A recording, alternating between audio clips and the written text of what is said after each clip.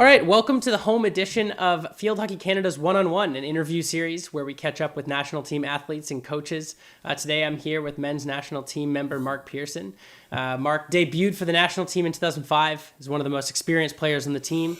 He's been to 2 Olympic Games and 2 World Cups. Mark, welcome to the show. Thanks, Kev. Excited to be with you today. Yeah, so first and foremost, I've been starting out usually by just checking in with the athletes and just seeing how you're doing during this weird time. Obviously, things have been changing over the past several months, but really, how are you dealing with the current environment in such an unprecedented time? What's just sort of like a normal day look like, and how are you coping? Yeah, well, first off, shout out to all the Field Hockey Canada community members out there, and hope everyone's family's doing well and staying safe. And I think for me personally, it's obviously been a weird few months. I think it's been a weird few months for everyone, and I think you nailed the right word there, Kev. It's a bit of a routine that I'm in every day. So I'm fortunate I'm able to work remote here from Kitsilano. So I've got my kind of home office here. I spend a lot of time in my bedroom. Luckily, I got a nice desk set up. But typically, I'm generally working on Eastern hours. So I'm up early in the morning and get a few hours of work done. And then afternoon, evening, usually get out. I'm recovering from an Achilles injury. So I'm making sure that I'm kind of staying diligent with some of the rehab stuff that Sean Campbell's left me with. So, spending some time on the yoga mat doing my rehab exercises, and then I've been out doing quite a few stairs. I'm not really quite ready to sprint just yet, and I don't really want to push it. So stairs are a really good way to kind of get a good fitness workout in. So I was, early on in the pandemic when, it was a little bit hairy to head outside, I was doing just the stairs in front of my house. There's a set of 7 or 8 stairs, so I did those about 700 times, and then that my brain kind of was going a bit crazy doing that. So I've been heading out to UBC and there's Tower Beach, there's Wreck Beach, there's a few like big sets of stairs out there. So I'm out there, almost every day or every second day, just walking up and down, trying to build that leg strength back up that I've kind of obviously everything atrophied over those 6-7 months that I wasn't really walking much. So just trying to get into a bit of a routine and then staying close contact with family and friends and playing a bit of golf. Nice. I mean, you mentioned your Achilles injury. If we're just going to jump right into that, you suffered a very severe injury at Pan Am's last year. I remember I was watching it. Maybe you could just talk a little bit about the injury itself, and then you touched a little on the current recovery, but maybe the recovery path and what it looks like for the next several months now. Yeah, thanks. Yeah, it wasn't great timing there. About 8 minutes into the final against Argentina last summer, and I've had. I mean, guys on our team know I've had problems on the heel side, not necessarily with the Achilles, but I've had a heel spur on this side. It's a pretty common injury for I guess longer distance runners, and I mean our sport. There's a lot of running involved, and I think in a busy training week we're doing something like 60-70 kilometers a week of running. So I've been battling kind of an overuse injury on that side for years, and I think it just, at the end of the day, just kind of wore down the Achilles a little bit, caused a little extra strain there, and unfortunately went at the wrong time. So double whammy when the boys, when we lost that game as well, and got back home. And one of the interesting things I learned is that about 50% of the time now they treat Achilles non-operatively. So it was a decision between my surgeon, our team doctor, around how we were going to treat this injury, and because of that other injury that I'd had, the heel spur, we decided to kind of kill 2 birds with 1 stone and go in there and fix both injuries. So we went for the surgical route, and was great. Dr. Boyer out in New West, he's a terrific surgeon and did a great job. And with Sean more laterally, my physiotherapist, just kind of looking after me and get me some exercises to do. So it's a long rehab process. The time frame at the end, it's pretty similar to an ACL. It's 9-10 months for your back feeling pretty healthy, but an ACL, I think you can attack it with rehab a little bit sooner, whereas the Achilles, you kind of just have to let it rest for a lot longer, and it doesn't get a lot of blood flow. So it's pretty annoying in the fall there, just because I couldn't really do anything to try and make it better, but generally speaking, it's been really good, and it's responding well, and I'm not in a lot of pain, and I'm feeling good on the stairs. So I think my goal was always to make it back to Tokyo for this summer. Obviously plans changed a little bit. I'm confident that I still would have been back, but it's nice knowing that I don't have to push it quite as hard, knowing how old I am now. So these things maybe don't go so well when you're in your 30s. Yeah, I mean, you mentioned that you were planning to be back for the 2020 Olympic Games for this July. Things obviously changed a lot in during this global pandemic. Now with the extra year for recovery, I mean, what is like a training? I mean, you talked about stairs and you talked about hitting the yoga mat and getting your stretching. Now that you have that extra buffer of time, what's your new sort of target and how are you preparing for it? Yeah, it's been hard, to be honest. I mean, we don't have a coach right now, and I haven't been able to spend too much time with my physio. So I think it's just putting a plan in place, right? So Sean's given me some great exercises, and I've been learning how to massage my Achilles, and I've got a home stim machine, which is nice. So I'm able to kind of do some of those, exercises, I guess, and kind of manipulative therapy that's necessary. But I need to get some needles in there and kind of get it loosened up. So I think looking forward, it's trying to figure out what's the best plan to ramp this thing up, right? Now that we have some more time, and I don't think it makes sense to really push it super, super hard through the summer, but like, let's find that right amount where, I'm able to kind of build strength and build stability and then I guess come back stronger next year. So to be honest, I don't really have a full plan in place yet. I'm just doing what I can each day to kind of get it better. And then I think kind of once we get our training schedule organized, our game schedule organized, and once I'm able to get back into the physio room more often, then I think I'll be able to put a better plan in place. So, I'm still confident, but, at this stage, I don't really know, to be honest. Yeah, fair enough. We talked a little bit before we hopped on the air, as you sit on the Athletes Commission for the Canadian Olympic Committee. Maybe you could just talk about like what that experience is like, connecting with other athletes from different sports, and maybe even elaborate a little bit on those sort of couple weeks in March when the Olympic Games were still up in the air and, things were uncertain, and how that sort of unfolded. Yeah, it's pretty interesting.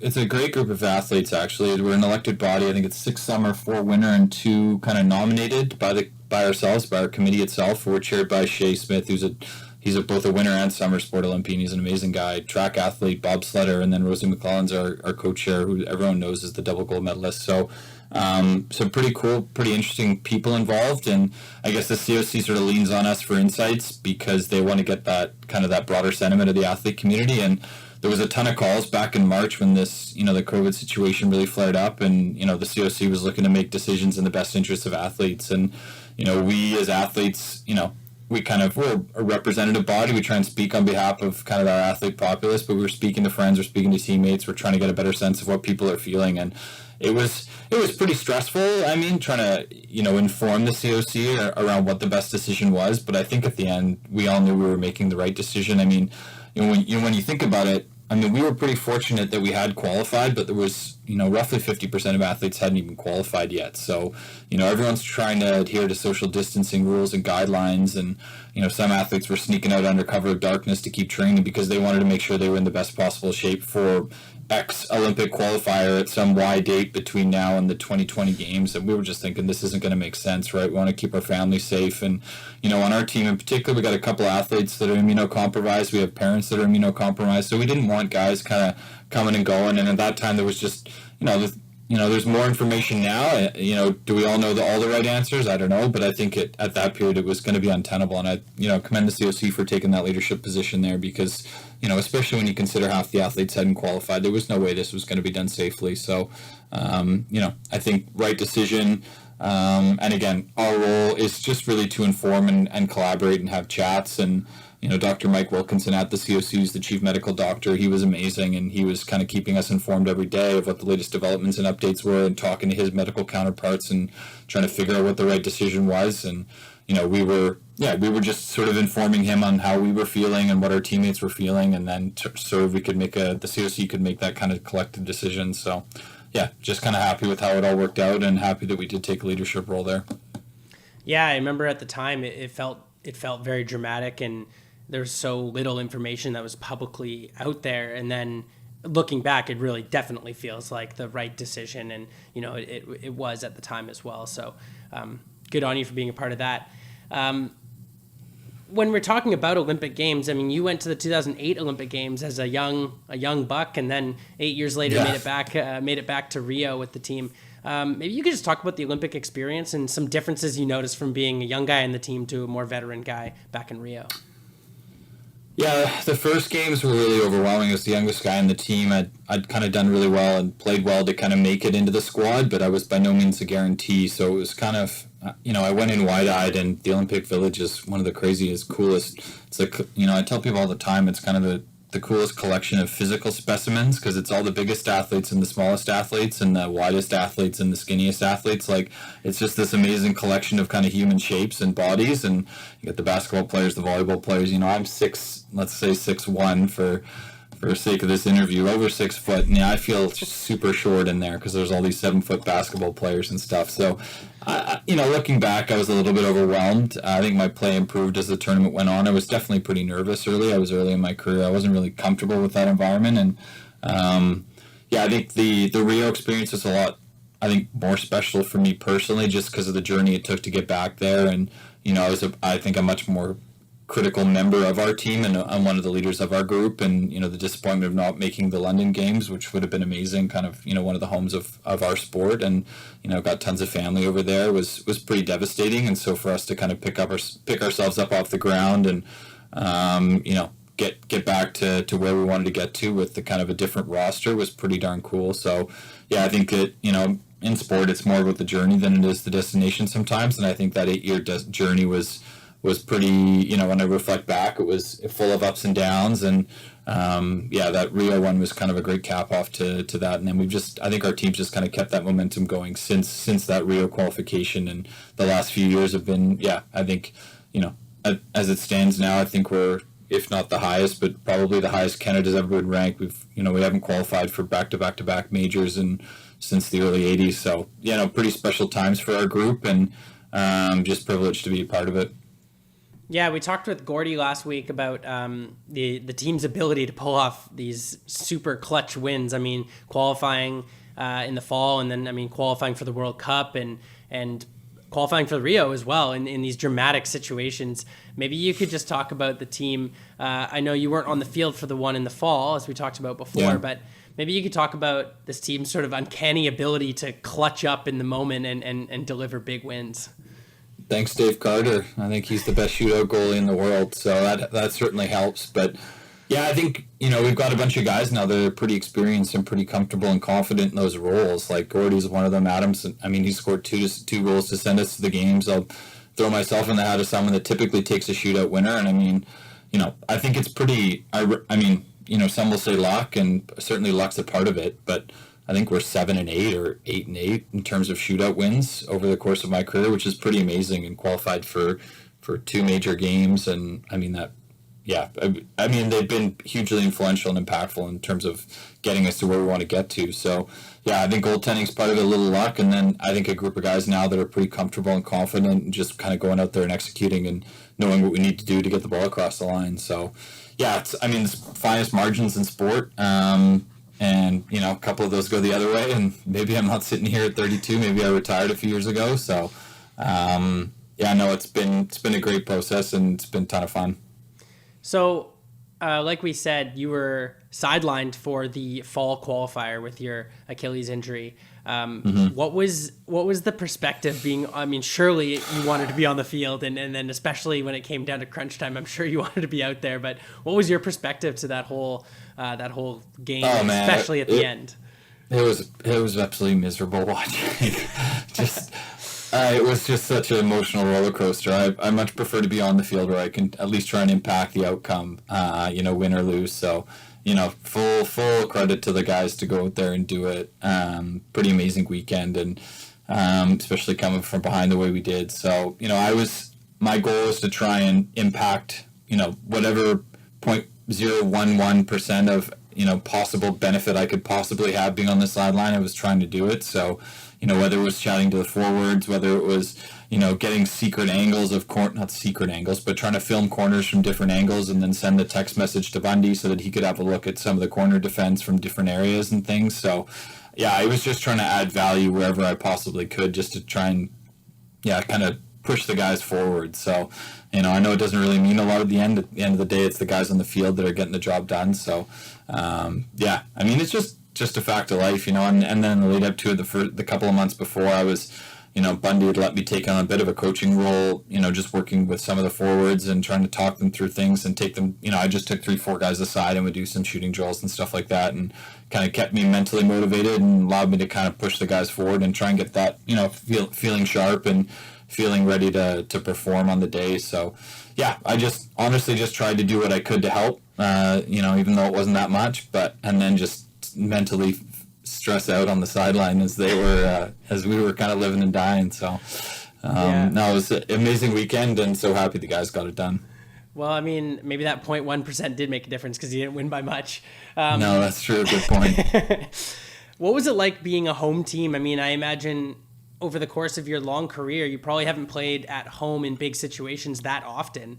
Yeah. I mean, again, what was the experience like as a team member and just being at home for that sort of wild experience?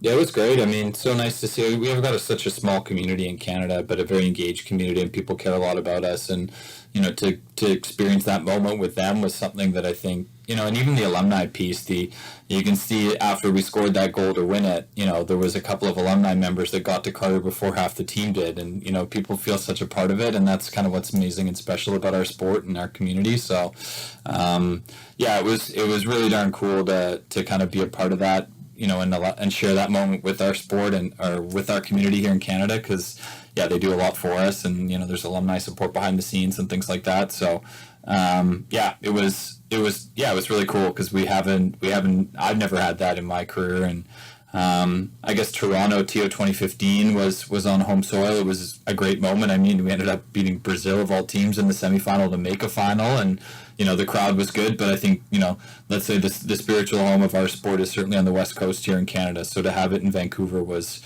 pretty cool, because that's kind of, where the bulk of our membership's from, and where most of the guys are from. It's like 85% of our groups on the West Coast. So, truly in front of friends and family, as opposed to tournaments we've had in the past in Brampton and Toronto, which were great. It's Canada. I feel part of it too, but a little bit different for me personally being on the West Coast. Yeah, and so we've talked about the fact that you've been to 2 World Cups, 2 Olympic Games. Maybe you could talk a little bit for people who are watching that, want to hear a little bit about the difference between the two sort of pinnacle events, the quad events, and what your sort of experience has been like at the 2 different events. Yeah, that's a good question. The Olympics, I mean, it's a different kettle of fish. There's so many more distractions.